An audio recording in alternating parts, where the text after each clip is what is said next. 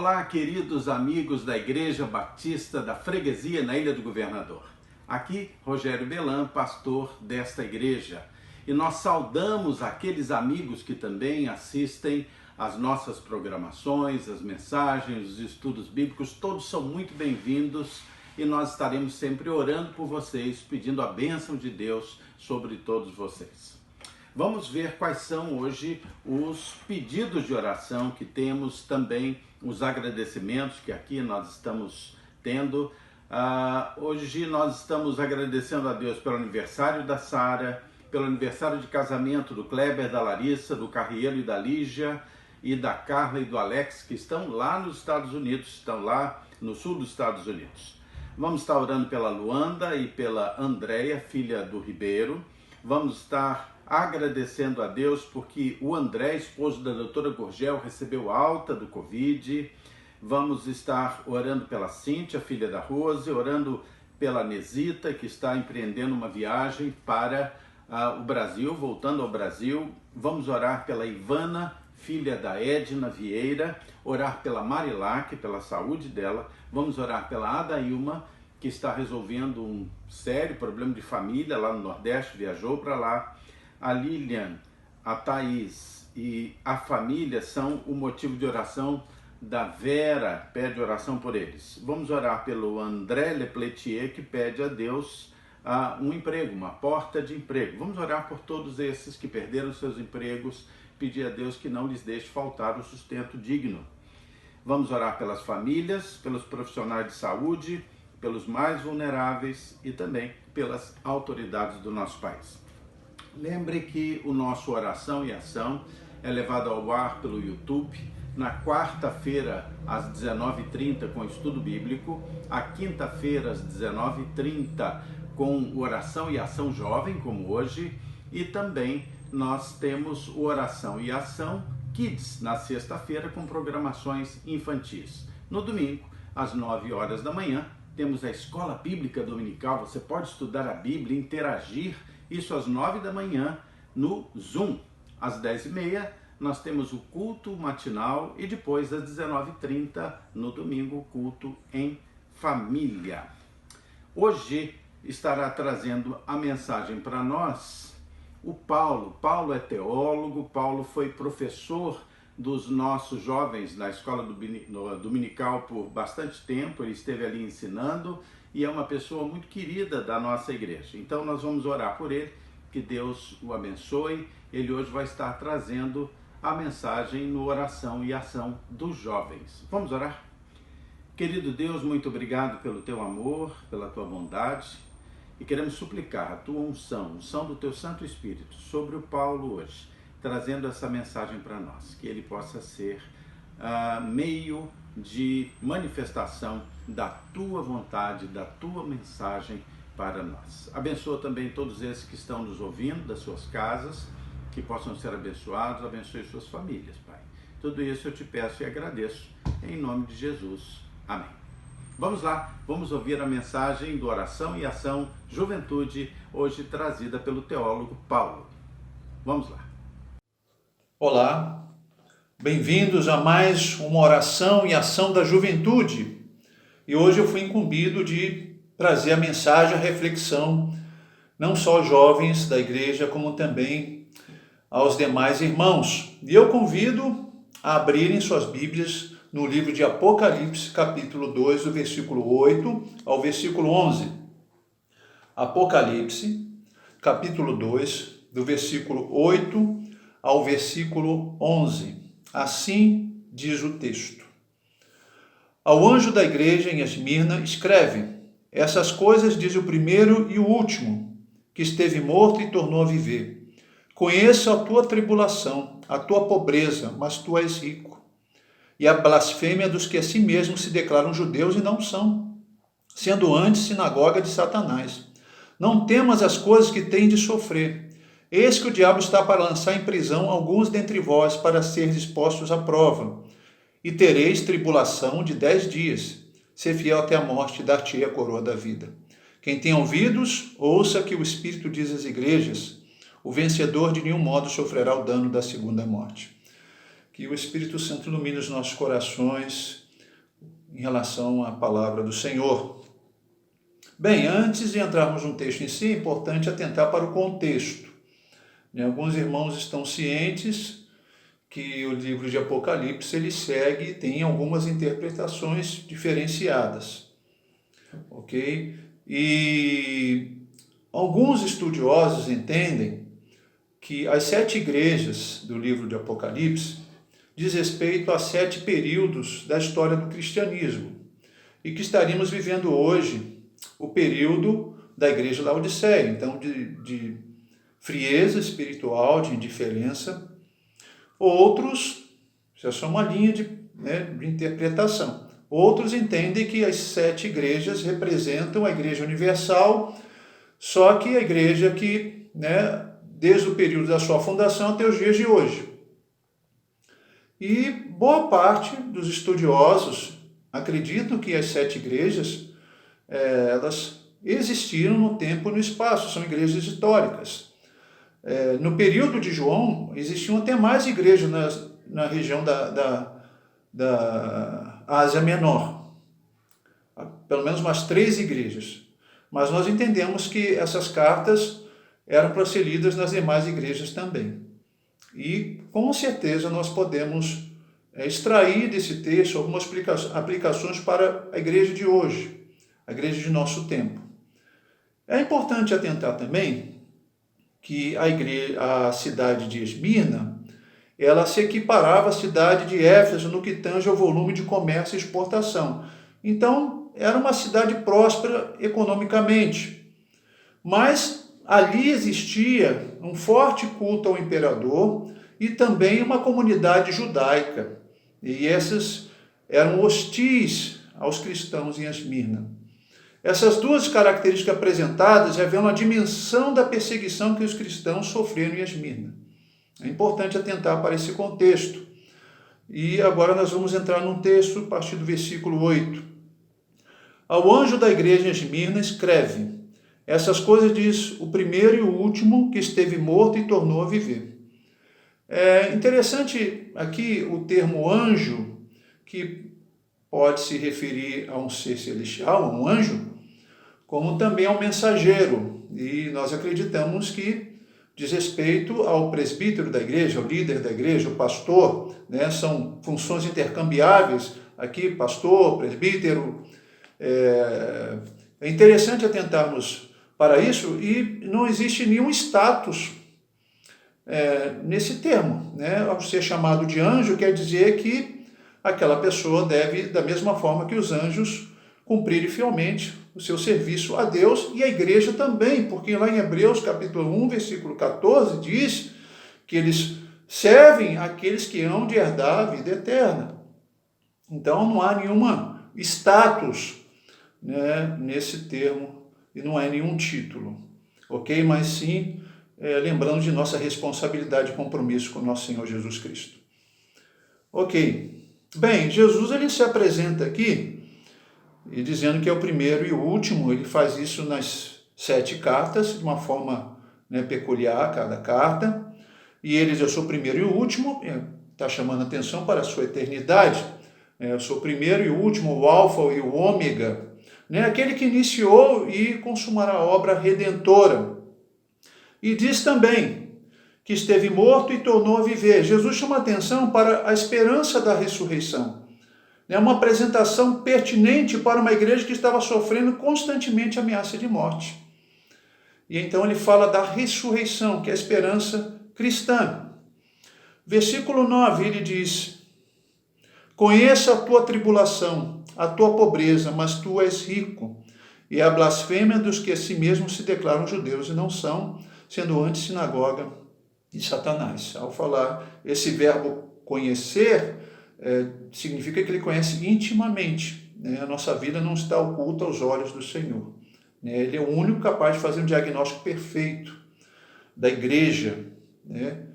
E ele diz: conheço a tua tribulação e a tua pobreza.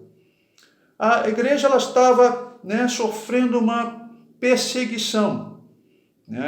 É por isso que ele fala tribulação. E também escassez econômica.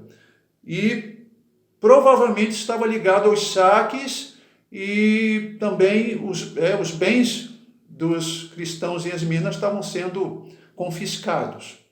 E por essa razão, a igreja ela estava passando por esse período de escassez, né? Mas Jesus, ele diz algo que é interessante, porém, né, os olhos de Cristo, eles eram ricos, materialmente pobres e espiritualmente ricos. É um contrastezinho aqui. E ele conheço, né, a blasfêmia dos que se mesmo se declaram judeus e não são, sendo antes da sinagoga de Satanás. A igreja, além de sofrer privações materiais, hostilidade física, sofria também hostilidade verbal, né, calúnia, e segundo o texto, por parte dos judeus.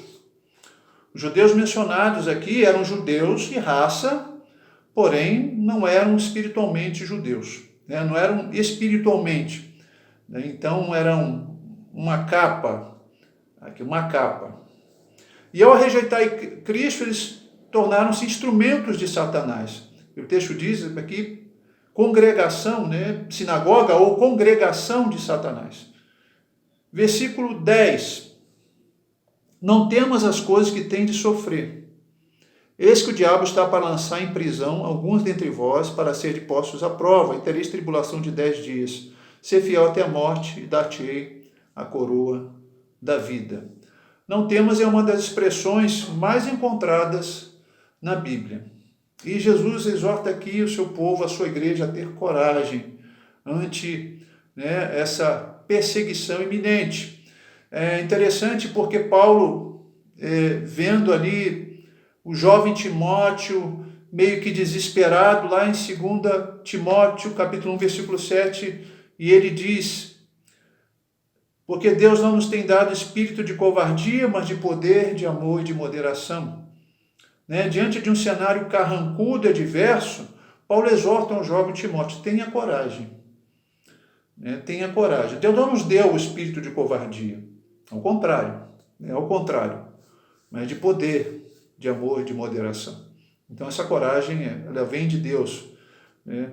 E o texto deixa claro que o diabo não usa apenas a religião, como também o Estado. Ele incita as autoridades contra a igreja. Né? Ele incita as autoridades contra a igreja. Por isso nós devemos orar por nossas autoridades. Né? Paulo também exorta quanto a isso. E, por outro lado, o diabo, ele usa o Estado para pôr na prisão alguns cristãos, e por outro, Deus testa a fé ou a fidelidade desses mesmos cristãos. Isso significa que Deus tem o controle de tudo, inclusive o tempo que durará a provação. 10 dias, aqui não sabemos se é 10 dias literal, creio que não pela história da igreja, mas a provação ela tem um prazo de validade, ela tem um prazo de vencimento. Isso mostra a soberania de Deus sobre as circunstâncias, sobre a história da humanidade. Deus tem todo o controle, ele é soberano. E diz o texto, ser fiel até a morte, dar-te-ei a coroa da vida. Deus requer de cada cristão fidelidade, mesmo ante o horror de uma perseguição desse nível. Né? Sejam fiéis mesmo ante a face da morte, mesmo que isso custe a sua vida. Ser fiel, e é óbvio que sem a graça de Deus, não suportaríamos algo assim. Mas ser fiel. João exorta. E aí vem a promessa, dar-te-ei a coroa da vida. A coroa não era um adorno, um enfeite, em si, destinado aos atletas vencedores dos jogos istmicos que existia ali naquela região. Da mesma forma, o Senhor coroará seus vencedores, aqueles que foram fiéis até o fim. E diz o versículo 11, quem tem ouvidos, ouça que o Espírito diz às igrejas. Eu gostaria de chamar a atenção aqui, em um comentarista chamado Joseph Seiz, ele apresenta um tratamento tríplice em relação ao texto. Né? Quem tem ouvidos, ouça que o Espírito diz às igrejas. Bem, primeiro, uma repreensão solene àqueles que se chamam de cristãos, mas nunca ou raramente abrem a sua Bíblia para estudá-la. Segundo, tudo que diz respeito à salvação a conduta correta depende da profunda atenção à palavra divina e o uso diligente de nossos privilégios, de ouvir, assinalar, aprender e digerir interiormente o que ela contém. Terceiro aqui. Todos têm a capacidade de prestar atenção e assim cabe a cada um usar essa capacidade. Ouvir aqui não tem, ela diz respeito apenas a um sentido humano, mas é perceber no íntimo a voz de Deus, a voz divina. O vencedor, diz o texto, de nenhum modo sofrerá o dano da segunda morte. O vencedor não sofrerá a punição eterna. Interessante essa relação entre vitória, vencer e ser fiel. Interessante essa relação. O que significa vencer? Significa ser fiel. Mesmo ante as adversidades, mesmo ante as intempéries da vida. Isso é que é ser um vencedor. E é evidente que a nossa salvação não depende de nossa fidelidade a Cristo. Ao contrário, nós seremos salvos devido à fidelidade de Cristo. Porém, isso não nos isenta de responsabilidades. Santidade é uma exigência divina. E eu gostaria de fazer algumas aplicações do texto que acabamos de ler. Primeiro, nem todos tratam o tema riqueza dentro de uma perspectiva bíblica. O tema é pertinente, pois o próprio Jesus tratou do tema. Inclusive deu ao dinheiro o status de divindade. Está lá em Mateus 6, eles chamam o dinheiro de quê? As riquezas de Mamon, um deus do Oriente. Não é pecado ser rico. Pecado é tornar-se servo das riquezas. Pecado é viver em função das riquezas, fazer das riquezas a razão da vida. O Evangelho de Mateus, capítulo 6, versículo 21, diz: porque onde está o teu tesouro, aí estará também o teu coração. É interessante que Russell Shedd diz, o falecido Russell Shedd, em relação a esse texto, ele diz o seguinte: o homem é regido por aquilo que ele valoriza. Ok? O que significa ser rico para você? Ou ser abençoado, próspero? A igreja de Esmirna era pobre materialmente, enfrentou dura escassez, privações, porém, no que diz respeito à vida espiritual, sobejava, era abundante, rica. Existem hoje muitos crentes ricos materialmente e pobres espiritualmente. E muitos pobres materialmente e ricos espiritualmente. Como também existem ricos materialmente e ricos espiritualmente. E existem pobres materialmente e pobres espiritualmente. Segunda aplicação. A igreja em Esmirna, juntamente com a igreja em Filadélfia, são as únicas igrejas não repreendidas por Jesus no livro, ou no livro de Apocalipse, nas cartas. Eram imperfeitas, porém saudáveis, ao contrário das demais igrejas, que além de imperfeitas, estavam adoecidas espiritualmente. E eu penso o seguinte: o que Jesus diria da igreja hoje? Receberíamos elogios ou advertências? Eu deixo essa pergunta para a nossa reflexão. Terceira aplicação. Vimos a relação entre vitória e fidelidade. É uma relação, Vitória, quem é o vencedor? É aquele que foi fiel até a morte. 50 anos após a morte do apóstolo João, Policarpo, bispo de Esmirna e discípulo de João, foi executado por se recusar a prestar culto ao imperador. Seus executores, no último momento, deram a Policarpo uma chance de negar a Cristo. Suas palavras foram as seguintes: não posso negar aquele que nunca me negou. Que Deus nos abençoe e que mesmo ante a face de provações, de lutas, que Deus, pela graça de Deus, sejamos fiéis, independente das circunstâncias. Que Deus possa nos abençoar como igreja, como crentes individuais. Vamos orar. Obrigado, Senhor, pela Tua palavra, que é viva, poderosa e eficaz. Louvamos a Ti, Senhor, por essa grande revelação e que nossos corações estejam mais abertos à voz divina, à sua voz. Que os nossos corações sejam mais abertos à tua palavra, Senhor. Em nome do Senhor Jesus, o Senhor possa abençoar a Igreja Batista da Freguesia, possa abençoar a vida do pastor Rogério, sua família, teu servo que está na direção, o anjo que está na direção dessa igreja, possa iluminá-lo, Senhor, como também a toda a igreja, Senhor, conduzindo no desenvolvimento da fé, para que sejamos cada vez mais, Senhor, relevantes. Pai, abençoa também a congregação, Pai, no Jardim Carioca, derramando suas ricas bênçãos sobre aquele lugar, sobre aqueles irmãos, porque também temos um grande desejo de servir ali. Sermos esses anjos, Senhor, mas que o Senhor possa trabalhar na vida de cada um de nós. Senhor, te agradecemos por esse momento, te agradeço pelo trabalho da juventude, seja à frente dos líderes, abençoando os líderes, a liderança da juventude, os jovens da igreja. Senhor, conduzindo o Senhor em santidade, em obediência e integridade para o teu louvor e tua glória. Em nome de Jesus, teu Filho, é que eu peço e agradeço por tudo. Amém. Que bom, Paulo, você trazer essa mensagem bíblica, mensagem autêntica da palavra de Deus. Muito obrigado, e nós temos muita alegria de que nossos jovens sejam comprometidos com Deus, comprometidos com a sua igreja, comprometidos com o crescimento do reino de Deus sobre a face da terra.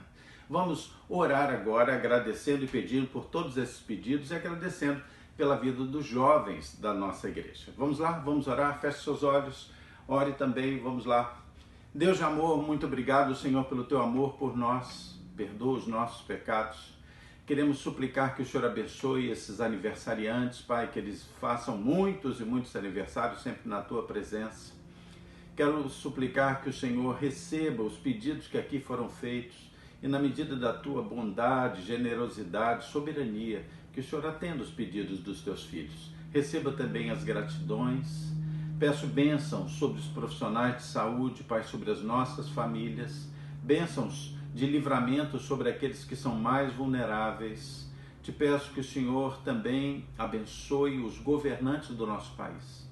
Ó Deus, abençoa os bons governantes, aqueles que são bem intencionados, aqueles que querem o bem da nação e que têm temor a Ti, Senhor. Só o Senhor os conhece. Peço que o Senhor nos abençoe, dê a eles sabedoria vinda do alto, coragem, saúde, determinação, Senhor, confiança em Ti. Aos maus governantes, porque são muitos também, eu peço a Tua interferência, a Tua ação sobre a vida deles. Que eles possam ser fortemente tocados pelo Espírito Santo de Deus e possa haver restauração, transformação na vida deles.